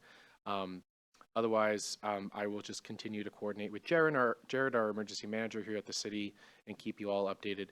I likely, because of the kind of information sharingness of the committee, I likely will not report on this committee every month. It doesn't seem like it would be very helpful to report this to the council every month. So I will just come back when there's something useful to share out with council. If that sounds good with everyone. And our next meeting is Wednesday, February 12th. Eastside Fire and Rescue. Our last board meeting was on Thursday, January 9th. The board provided feedback on our biennial work plan. We had a great discussion, so thank you to the Issaquah reps for engaging in that discussion. We approved our legislative agenda for the 2025 session in Olympia. We accepted the PFAS grant that was mentioned earlier, and we also finalized kind of the last thing that we needed to in policy for our Duval contract with Fire District 45. I did just want to briefly share something from the fire chief's briefing about this contract. Quote, we now proudly serve 277 square miles, providing fire and EMS services to 227,000 residents and protecting $104.5 billion in assessed valuation. Operating out of 16 stations with a team of 330 full-time and volunteer staff, we are on track to respond to over 20,000 calls for service this year. So just to give you kind of a picture of kind of where the agency kind of is in this current moment. A couple other informational items. In case you hadn't seen, we did deploy 2 fire engines and 2 command vehicles around 10 8 firefighters and 2 strike team personnel down to LA to assist in the LA wildfires. They were joined by firefighters from Falls City, from Bothell, from Kirkland, so there was definitely a Kane County cohort that went down to support and do as much as they could, and we wish them all well and a safe trip home very soon. Station 82 in Sammamish was just very newly remodeled. The Sammamish City Council recently got a tour, but there will be an open house and tour for the community. I'll let you all know about that when that's public, just in case we're interested in seeing what kind of a refurbished, remodeled station looks like. I thought maybe that could be interesting. And our next meeting for Eastside Fire and Rescue is Thursday, February 13th. There will be board leadership elections that day, and I'll be running for chair, so I'll let you know how that goes at EFER. Finally, Eastside, I have a report for Eastside Transportation Partnership. Do you want me to do it? Okay. Last meeting was Friday, January 10th, mainly kind of an administrative meeting, but it was Deputy Council President DeMichelle's. You opened your very last meeting as the chair of that group. Lots of praise and thanks for your work. So there were chair and vice chair elections.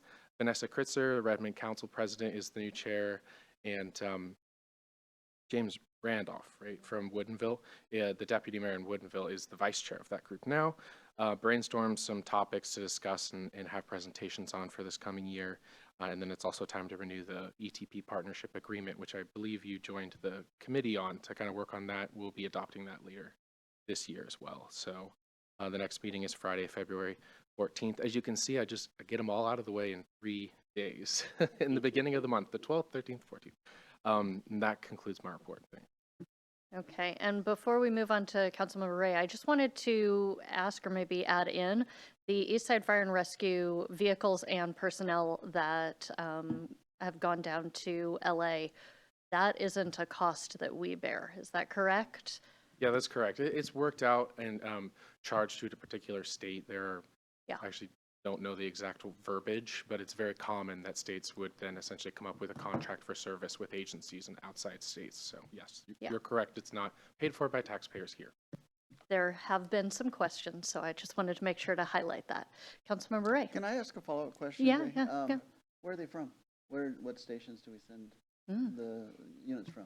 I will try and Google search right now. I actually think I have that information somewhere, but yeah. Not urgent. Okay. I was just curious.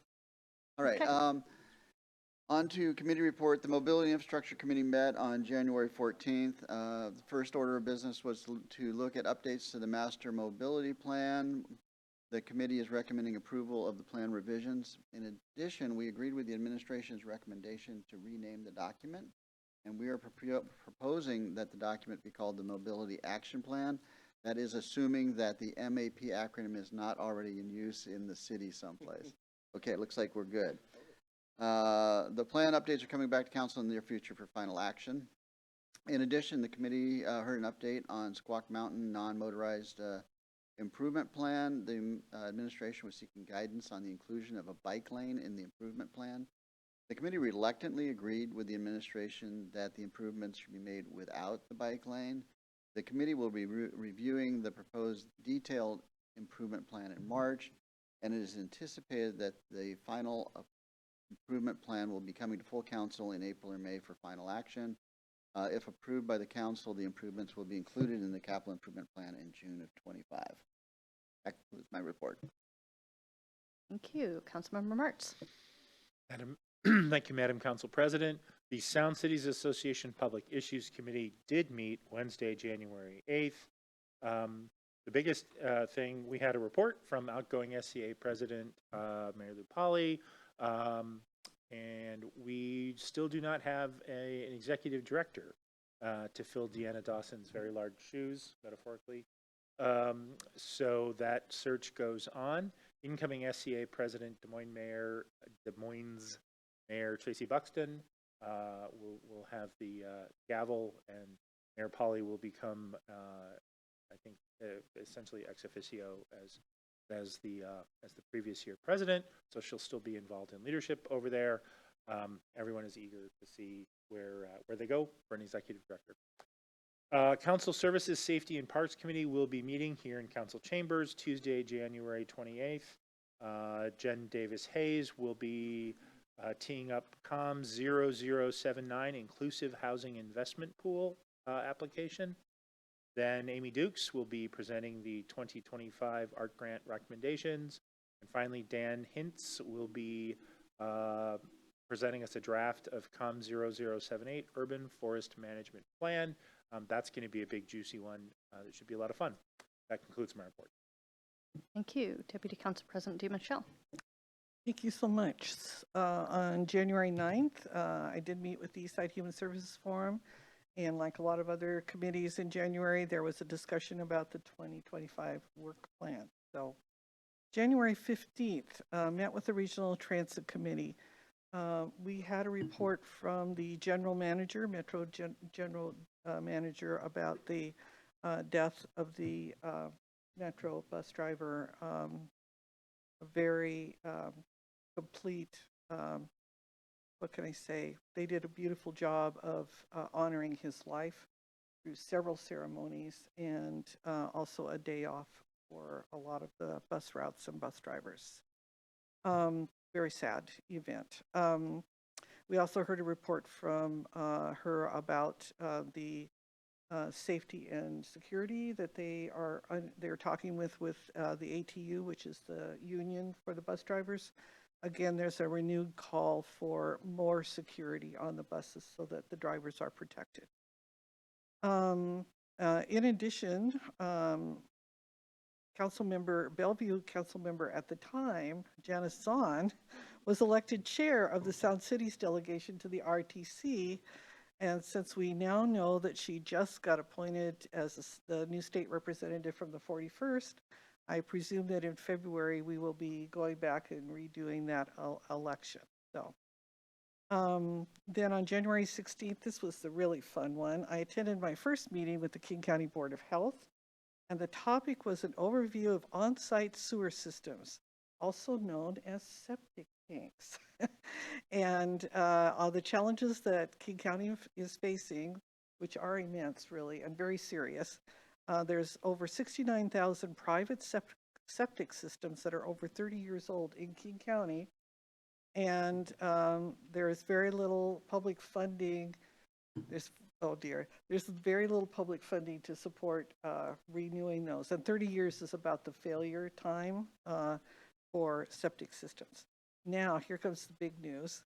So we had a briefing for the new people on the Board of Health, and I was told by the King County Public Health officials that were in that Issaquah is exemplary in facing our septic system issues. So I sent that to Emily Moon and commended Public Works for the work that they've been doing for a long time on that issue. And it really is serious. It is serious. Quit laughing.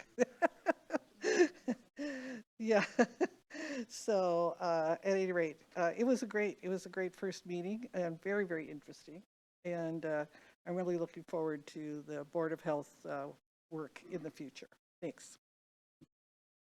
Excellent. So my report, the Growth Management Policy Board met on January 16th. I was elected vice chair, and we started our review of comprehensive plans for certification. Apparently, I'm just on all of the comp plan. Yeah, so I've reviewed all of the King County housing elements, and now we're just reviewing the entire comp plans for all three of the cities, or all three of the counties, to make sure there are certification requirements so that everybody can access Department of Commerce and PSRC, Puget Sound Regional Council transportation funding. So more for me. I know, it's just brilliant. And then I realized with former council member Hunt gone, I need to also summarize the Planning Development Environment meeting. So we met January 8th and had a robust discussion on middle housing. And so this topic has gone to PPC, gone to PDE. It's now going back to PPC before coming to the full council. And so, there's this state requirement from 1110, House Bill 1110 and 1337 that we have middle housing regulations in place by, I believe, the end of June, or maybe the beginning of June. And so we're coming right up against that time frame. And so one of the requirements of that is at a minimum, our single family lots have to allow 2 units. And then there's certain areas around transit and with affordability that could allow 4 units.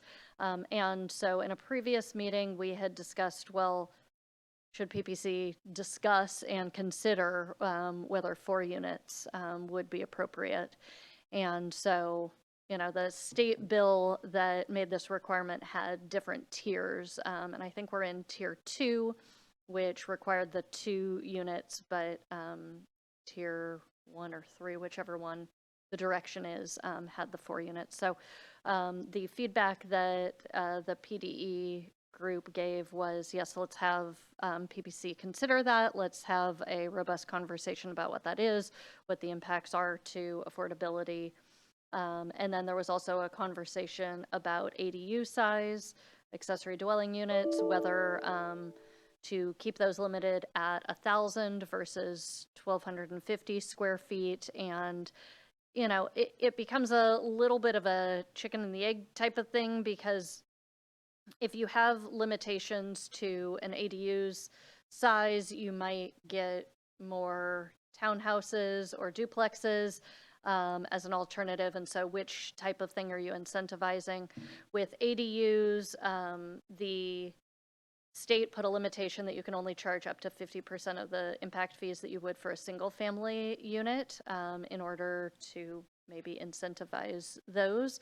But if you allow an ADU to be much larger, what are you getting out of that cost? So we asked PPC again to consider the 1,250. We had heard from some residents that were talking both with the Leo House and with a resident who was asking about an elderly family member that needed care and needed enough space. So we just asked, hey, let's make sure PPC has those conversations. And so that will be coming back to the full council so it doesn't keep ping-ponging between PPC and PDE.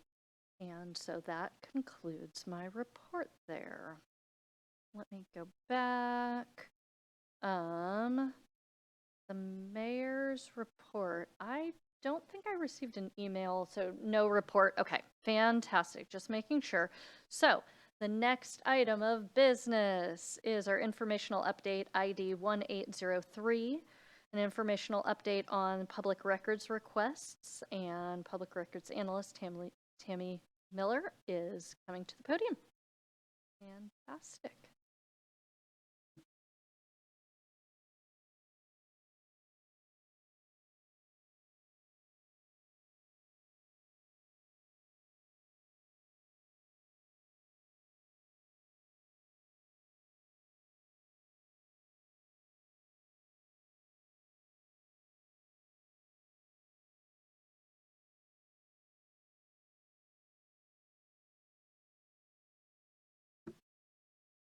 Thank you for your patience. I have trust issues with sharing my screen here. All right. Well, hello and good evening. Thank you for your time in advance. My name is Tammy Miller. I am the city's public records analyst in the city clerk's office. And tonight I have the pleasure of providing you with an update on our city's public records request program. This is a topic near and dear to my heart, and I could talk to you for days about it, but I won't. So I hope you'll forgive me. I'm going to try my best to stick to my script. I'm respectful of your time this evening. So the purpose of tonight's update is just provide a status update on the city's public records request program following the implementation of public records fees and the release of the state's Joint Legislative Audit and Review Committee, or just JLARC, the 2023 annual survey data. So as background on what that is, In 2017, the state legislature directed public agencies spending over $100,000 a year processing public records requests, which is City of Issaquah among many hundreds of others, to provide performance and financial data to JLARC. And annual data for all reporting agencies is now available for the years 2018 through 2023. I have also collected some preliminary data from 2024 for you tonight. This is subject to change as I go through and I cleanse the data and prepare it for our annual submittal to JLARC this year. But I'm fairly confident in what I'll be reporting tonight. So the purpose of this, presenting you with this data, is it allows us some insight into how effective our policy and procedures are at serving those making records requests, and also determining whether there might be any regional trends occurring when we compare our data to some of our similar agencies in the area. Some background on what we've been doing the past year. So this time last year, the City Council adopted our public records policy and a related fee schedule. The fee schedule primarily allowed us to charge for copies of records that we were producing, as well as some other fees that were allowable under the public, either the Public Records Act, like body-worn camera redaction fees, and police reports. Through a few months of effort, it took us a while to actually get our online fee charging ability up and running.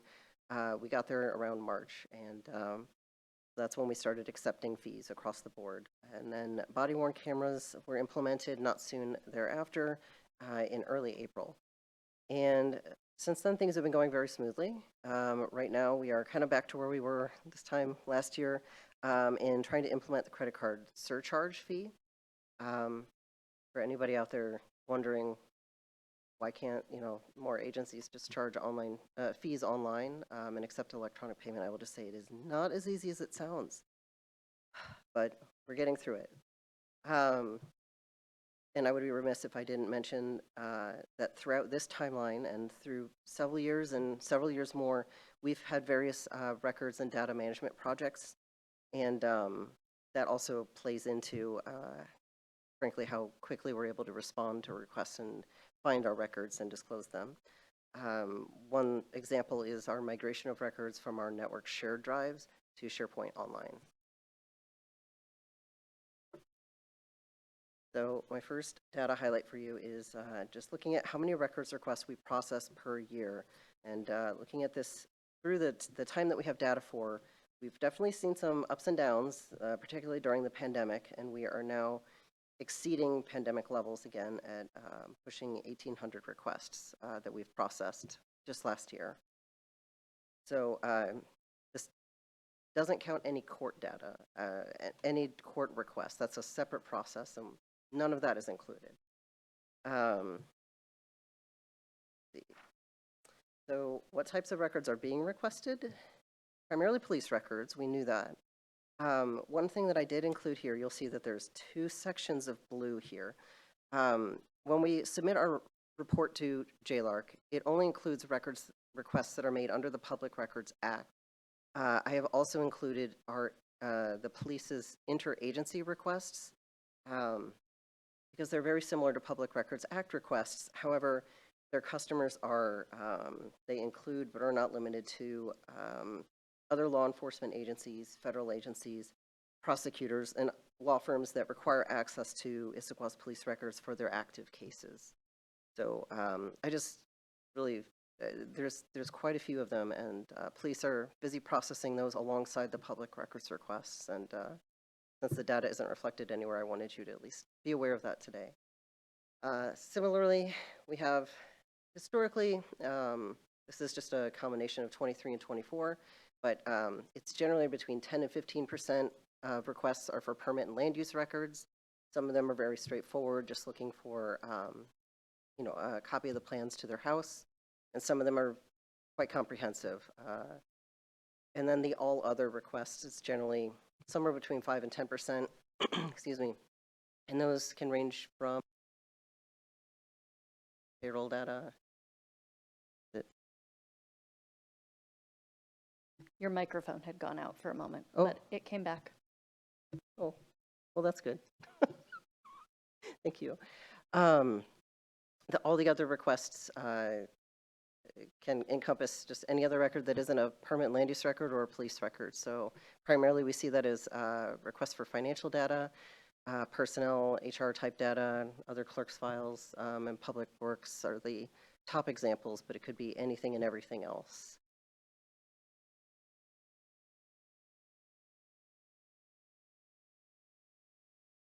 So how quickly are requests being processed?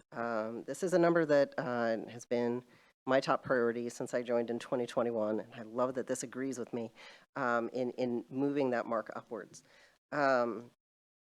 So we've really prioritized that work in helping to prioritize the requests and seeing what can we fulfill now, what can we get out the door now, and then doing a good job of looking through the request, creating a plan so that we can get people the most records as quickly as possible if we know it's going to take a while, trying to prioritize what it is they're looking for first, and then continuing to work on their request until either it's fulfilled or they abandon the request due to lost interest.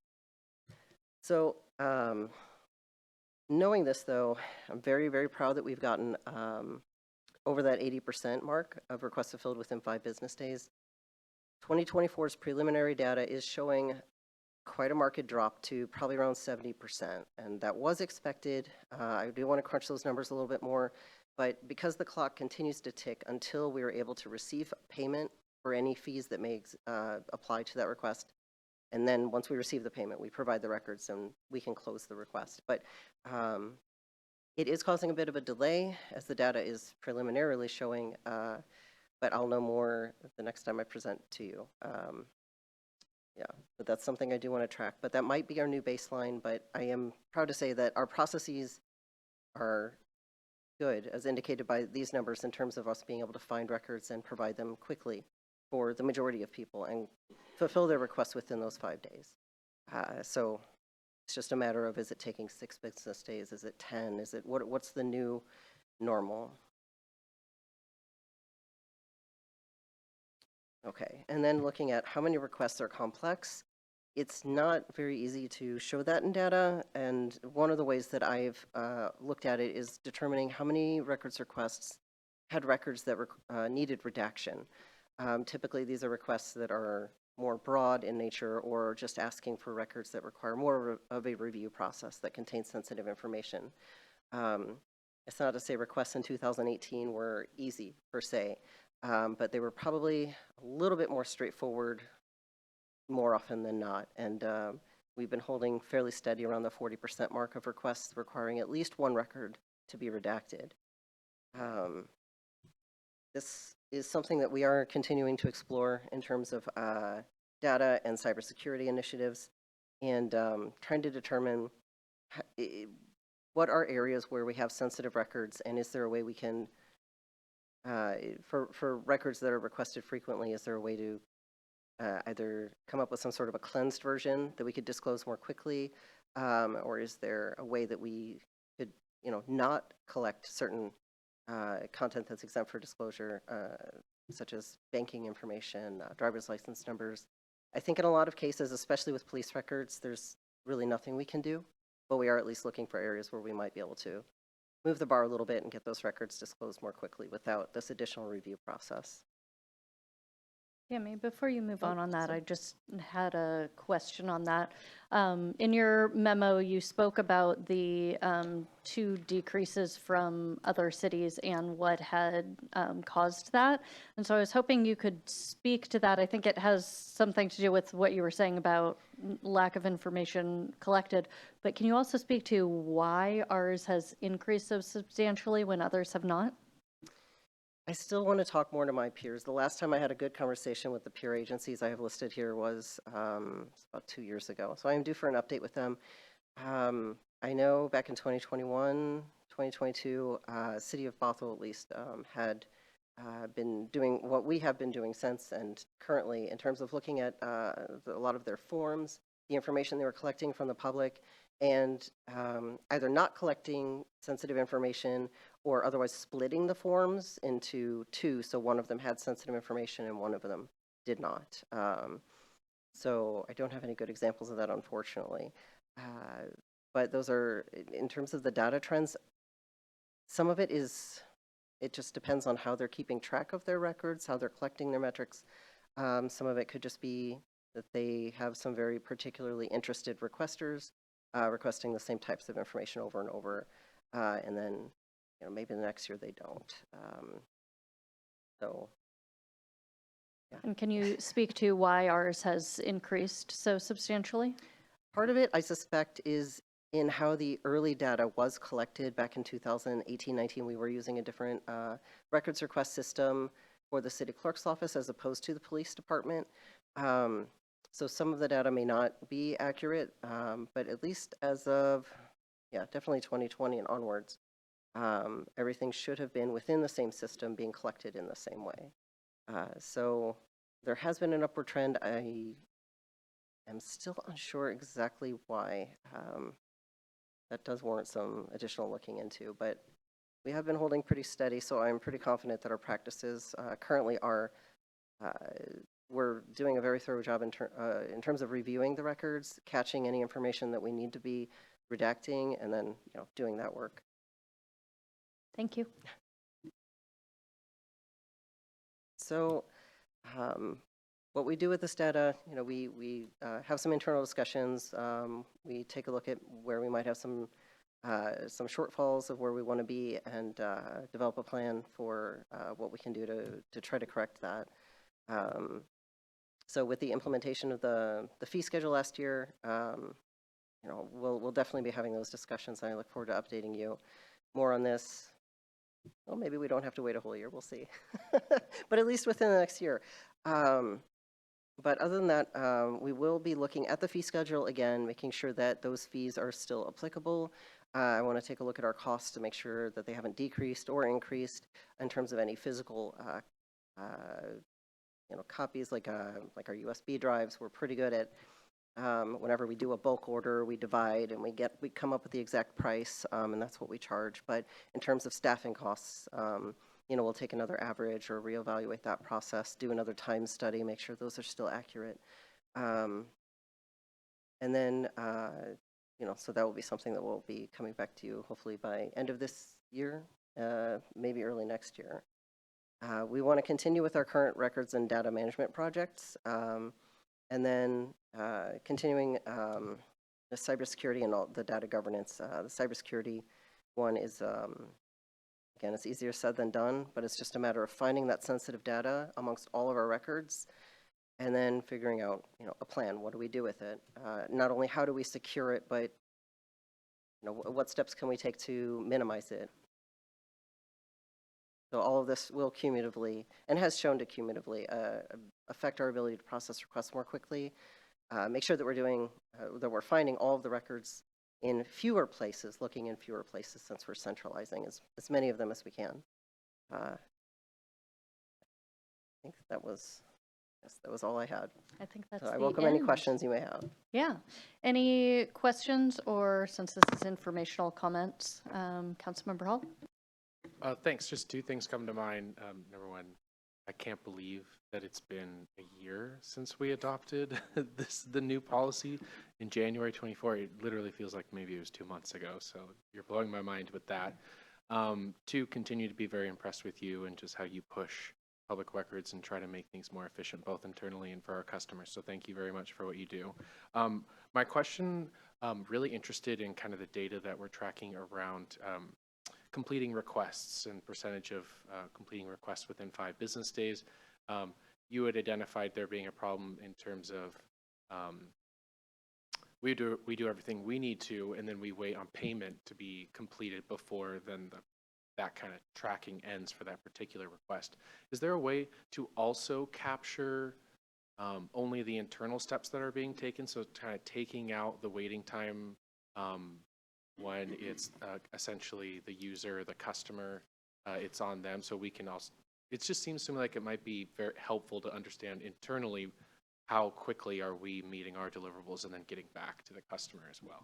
Would that be an easy thing to do, or even a useful thing to do in your mind to track as well? I certainly do think it would be useful. How easy it is depends on how willing our vendor is that we use their records request system to work with us. So, I mean, it's possible that they've already developed this for another client and it would be easy. But if this is something that we would be asking that they would need to develop, might be a wait list scenario to see, if they want to move forward with it. But it's certainly worth an ask. I don't think we would be alone in this, though. So it is certainly worth an ask. Okay, yeah, and certainly no need to reinvent or make any work or anything there. It's just an idea that I thought could be useful to measure. Then the only other thing that's on my mind is you bring up cybersecurity, and I forgot to mention this earlier, but for the King County Emergency Management Advisory Committee, it seems like cybersecurity is like a big focus this year for them. And there's this brand new cybersecurity working group within that committee that Jared and I have been talking about. They're trying to get kind of IT and data management service professionals from local governments all across the county to join this work group. So I guess this is also to city administrator too, if you two can think of anyone who has the time and you think would be important to kind of bring into that work. I guess talk to Jared, but thanks. Councilmember Joe. Tammy, thank you for this report. I also can't believe it's been a year since we decided to go ahead and start this endeavor.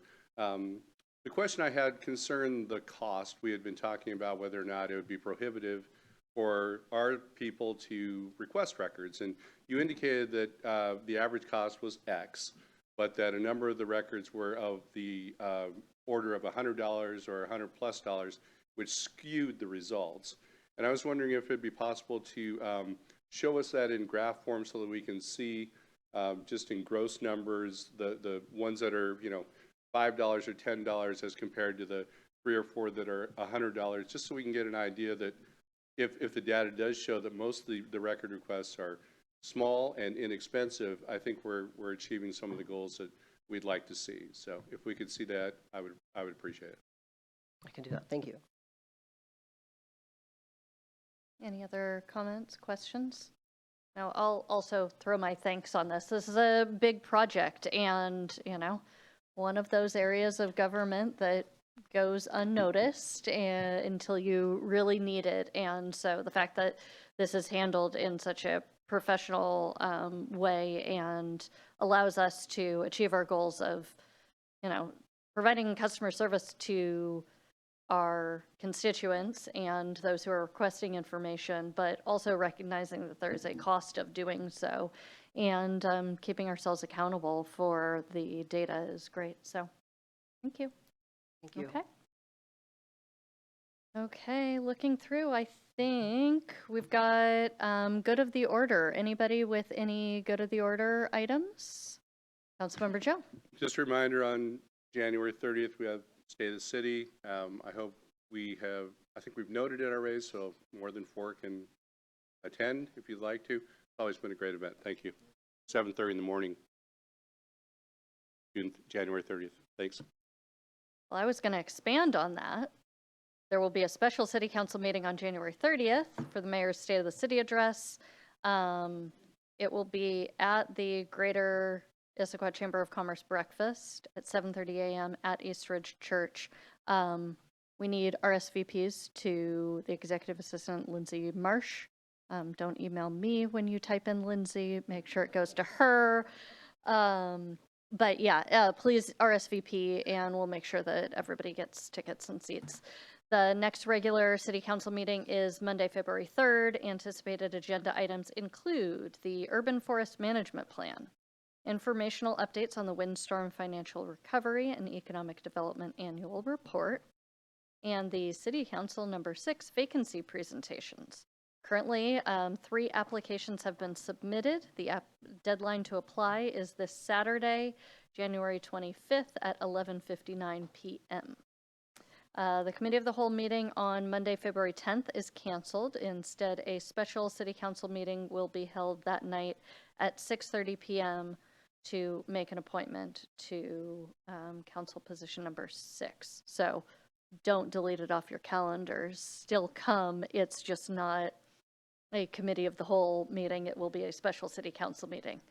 There is not an executive session this evening, so there being no further business, the meeting is adjourned at 9:09 p.m. Thank you.